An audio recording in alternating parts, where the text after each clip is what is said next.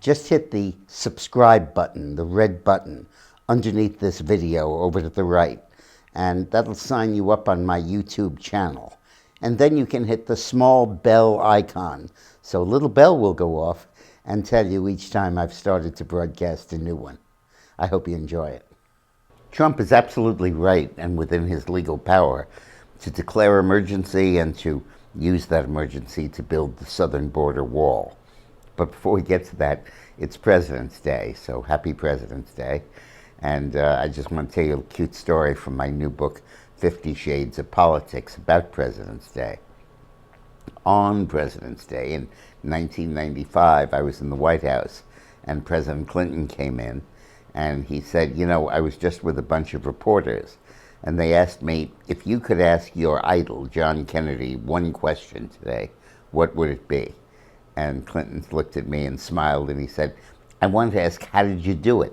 I mean, is there a stairway I don't know about, or a closet, or a secret passageway? How did you do it? But I couldn't, so I asked him a question about what it was like to be president before people were alienated from their government. Very cute story. It's in my book, 50 Shades of Politics, which is available online. As those of you who've watched these videos in the past know, for months now I've been pressing for Trump to use the statutory authority he just did to declare the emergency and to permit wall funding to proceed. The statute clearly gives him and the Secretary of Defense the power to build border obstructions where they wish to, where they think that there's a danger of drug smuggling into the country or terrorist or organized crime, and to divert money from other construction projects to pay for that. And it isn't as if Trump is reaching outside of the defense budget. He's taking money from some Army Corps of Engineers projects and reprogramming them to others. He's not taking FEMA money or anything like that.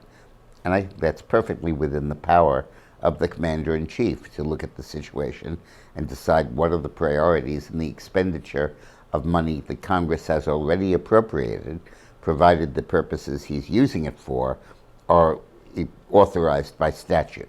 And he checks those boxes, and I think he's fine. Politically, the impact, I think, will be profound.